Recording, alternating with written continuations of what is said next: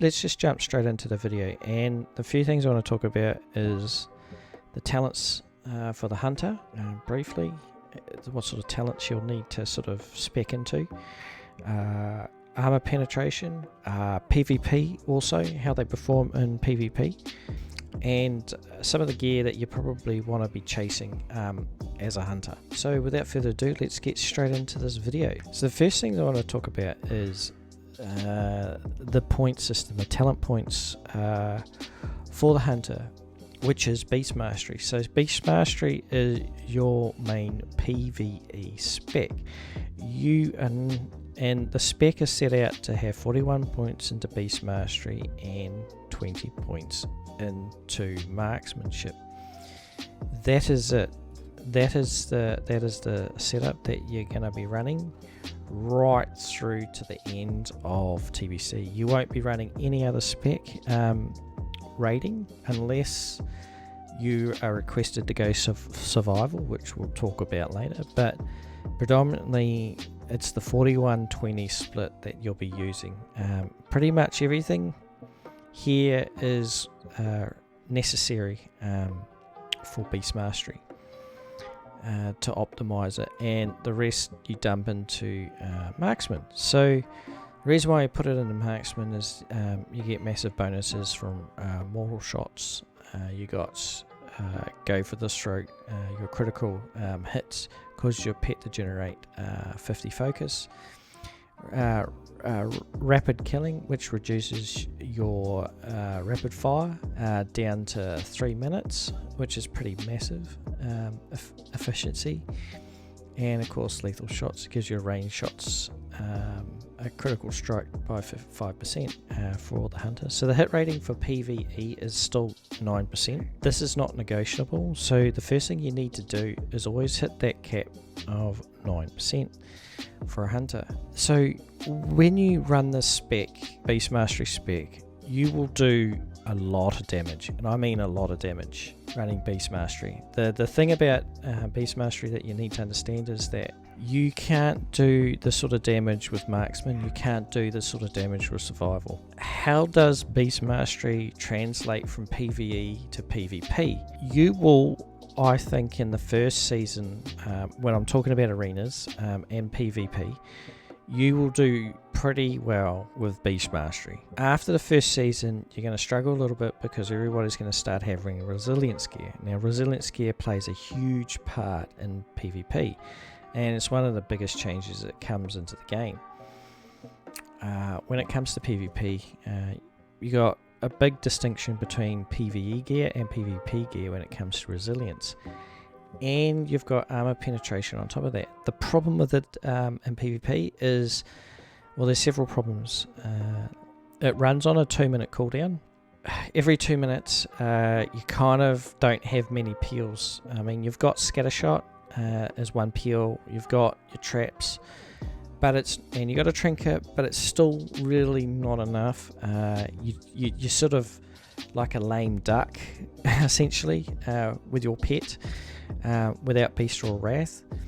And in BGs, if people see that, they will kill your pet. So your pet is also becomes a hindrance in PvP. It becomes a bit of a hindrance, and you've really got to be careful where you send your pet out to, because everybody else will notice it and they'll just kill it like a player. That's how strong the pets are in Burning Crusade, because all your skills, all your attack power and that, transfers to your pet. So they get a percentage increase. I think it's like 25% of whatever your damage is transferred to your pet. So, and the other thing with Beast Mastery, with this sort of setup, which is a PvE setup, because you've dumped into marksman, you'll be forced to go down this marksman tree in order to get the optimal DPS. you will miss out on Hawkeye, which increases the range of your weapons by 2 yards. So you're missing out on a 6-yard range. Essentially, hunters work off distance. You need that distance to kite, you need that large distance to stop other classes from closing that gap. You don't get that in this build, in this PvE builds, Beast Mastery build. It will hinder you for days on end. And yeah, like anybody's that worth their salt, that range that hunters rely on in PvP, in battlegrounds basically, it's a bit of an issue. In arenas, it's not so much of an issue. So you're going to get away with being able to run Beast Mastery in arenas for the first season. After that, you're going to have to switch to Marksman. And there are a couple of things that Marksman bring that are really good for PvP. One of them is Scattershot, which is what you got in Classic. It's a short range Scattershot, so anything that comes into your range, because in Burning Crusade your range, your dead zone went from, I think it was 10 yards down to 5. The problem of PvP is that dead zone is still a dead zone at 5 yards. It might as well be at 10 yards. Yeah, it's a better improvement, don't get me wrong, but it's still a dead zone and it's not really fixed in TBC. So that Scattershot in Marksman is also, it just helps you peel away from other players also.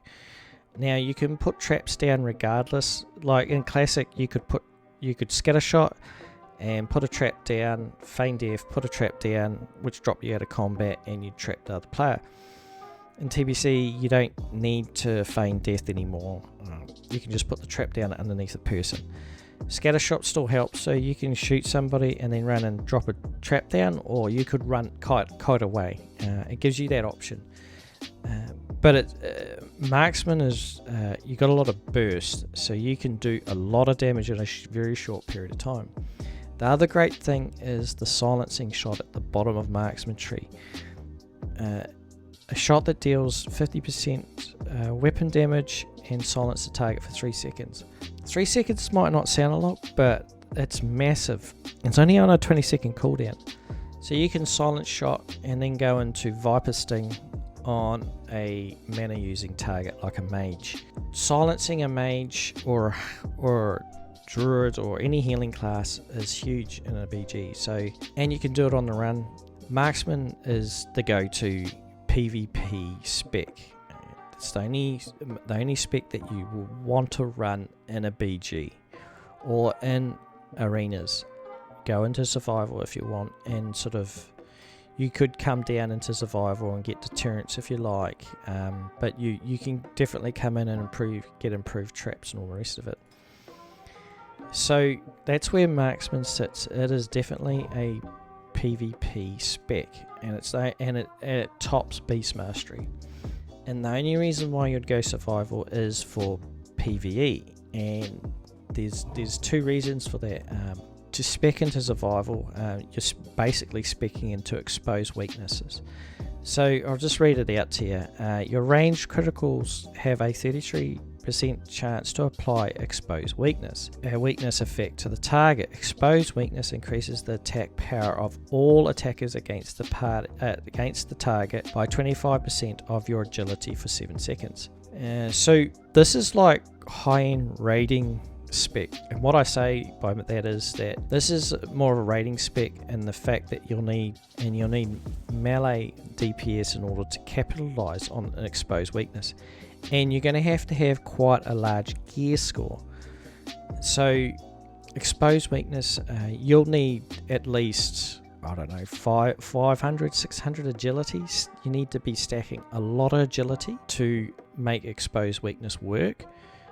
And you'll need another hunter, which will go BM, or you'll end up going survival, because it doesn't stack exposed weakness. You don't want 2 survival hunters running in a raid. You'll only need 1, and you'll need high-end gear to make this work. So you will, depending on what sort of player you are, if you're into a raiding, but it is more viable in TBC, but just at the higher end of raiding, and you have to balance that off the fact of how many melee you're bringing to the raid. that can benefit from exposed weakness. So the other thing I sort of wanted to cover at the same time is macros. Now I've got a couple of macros set up, and we'll talk about the macro rotation stuff. So I've got a steady shot macro. Now you're going to hear about the one button macro for hunters, and it's pretty much true. So you've been reduced down to one button macro. Now this is a steady shot macro. So this basically, this macro is set out so that it doesn't clip your auto shots. It combines steady shot and kill command. Now it's got a cast sequence reset of 3.0. Now 3.0 is your weapon speed. So my crossbow speed at the moment is 3 seconds. You change that to whatever your weapons speed will be. Then it casts steady shot, auto shot, and then it would execute kill command. So you got to spam this button in order to trigger kill command, right? So this is like a single target DPS rotation, right? Now there is another macro, and I will show you this, and it includes steady shot, auto shot. It'll execute kill command if you're spamming your button, if kill command goes up. Then it will cast a random arcane shot or multi-shot, whatever's off cooldown. So it will flick out an arcane shot, and then you'll go through your rotation again of steady shots, auto shot, kill command if it's up, and then it will fire multi-shot. This particular macro is better suited for marksman tree. So you can go into a BG and just spam the one, and you'll go through your whole steady shot, arcane shot, multi-shot rotation, kill command, and all the rest of it. This is actually a really good macro for bosses also, but you have to temper it because it is mana hungry. You won't last to the end of the boss fight spamming this macro that includes arcane shot and multi-shot. It will pull ahead in the DPS like no tomorrow. So you just have to be careful using this one. So I have two macros I rotate. So at the beginning of Bloodlust or something like that, I'll jump into multi-shot and just spam it and try and pump out even more DPS. And then I just have to have mana management in between the two. The other big thing that you need to take into consideration for a hunter.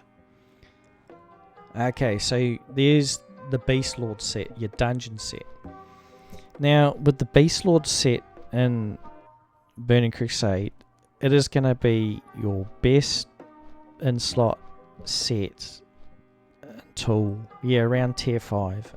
So, at the 4 set bonus is each time you use a kill command ability, your attacks ignore 600 of your victim's armor for 15 seconds. So what does that mean?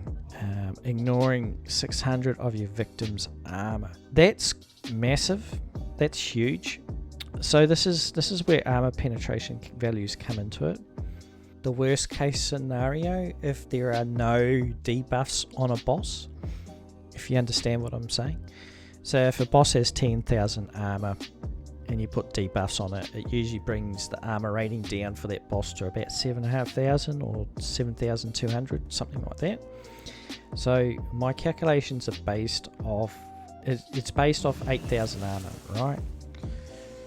So your armor penetration value for 600 to at an 8,000 armor target, 183 armor penetration will give you a 1% increase in DPS, right?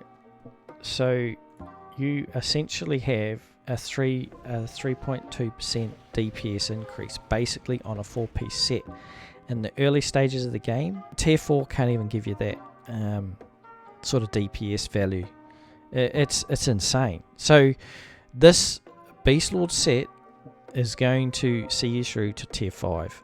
A lot of gear in BC is going to ignore like armor rating, which gives your hits and DPS boost. So armor pen is penetration or armor reduction, whatever you want to call it. is a huge DPS increase if you stack it well without sacrificing too many other stats that you desperately need. You obviously know every time you do dungeon runs, you will effectively you gain honor. That honor then increases your reputation with that particular faction, and you'll be able to buy keys to do heroics, right? So you already know that, but the other part of it is you can pick up a blue set. So the blue set is basically the Striker's Chain set. Now Striker's Chain set has a 2-set bonus, which is 35 resilience. So if you do a lot of PvP and you've got the reputation, buy a couple of pieces or the full set, whatever you want to do, and that will increase your resilience rating when you do BGs. Resilience is huge. You'll need to stack a lot of resilience on your gear. So if you had your Striker's Chain stuff on, plus 35 resilience, and then your Medallion of the Horde, which was a great change in TBC. So originally it was a 5-minute cooldown and it only moved some effects. In TBC it improves your resilience rating by 20, which is massive for one item, and removes all impairing effects and all effects which cause loss control of your character for 2 minutes. So you got a 2-minute cooldown instead of 5 minutes, and it removes everything that loses control, and you get 20 resilience for that just one item. And that item only costs 8,000 honor. And I know I'm sort of pushing into PvP area here that you may or may not be interested, but you want to get an arena team because the first 2 seasons require no rating, which means that you're just getting arena points. So the first season back in TBC lasts about 20 weeks. The second season lasts about 23 weeks. And you'll be able to go in arena, do a minimum of 10 games, right? And you'll get probably 200 arena points or whatever it is. Make sure you do the minimum of 10 games. It doesn't matter if you win or lose, really. Oh, I guess if you win more, you'll obviously get more points. But if you're sitting at 1500 or below, the rating system is calculated to be at 1500. So if you go below 1500, it will calculate it at 1500 what sort of points you will get, and then you can spend it on the gear. It's basically free gear. It's not gated behind anything apart from you lining up to arena with some of your mates. So you'll be able to get your Gladiator and Merciless Gladiator set basically for free. It doesn't change until season 3, which is about, the duration is 29 weeks. And then you've got in season 3, that's when rating comes into it. So it's not until it's not until a personal rating is required. So this one requires a personal team rating, arena rating of 2050, which is quite high. So you have to be quite a skilled player or have a good team composition to be able to get it. But in the first 2 seasons, there is no personal team rating. You'll be able to buy stuff. Even when it changes in season 3, it's still worth noting that you'll be able to get last season's gear for a discount, and it will be available in to purchase through tokens, Marks of Honor. You can still buy PvP gear through Marks of Honor, a lot of the off pieces, and of course not last season but the season before gear. There are some pieces of gear that require no rating at all, so it's still beneficial for you to go into arena even if you don't do very well and pick up arena gear. So this one will cost 1,125 arena points. There's no personal rating on these sets of gloves, so I'll be able to pick this up once I have enough arena points. It's still worth doing throughout the expansion, even if you're no good. Go in, do 10 losses, who cares, it's okay. No one's going to judge you. You can get some gear. See, I can get the Vengeful Gladiator, which is that's season 3, available for 800 arena points. There's no personal rating attached to it, so I can get this mean axe, right, which I'm working towards, for 800 arena points. It's just, and it's got ignore armor on it, 98 ignore armor, attack power 92, hit rating 15, resilience 33, critical strike 46, and it's got 62 stamp. So consider it. I know even if you don't do arena, it's worth considering going and doing it just to get the gear.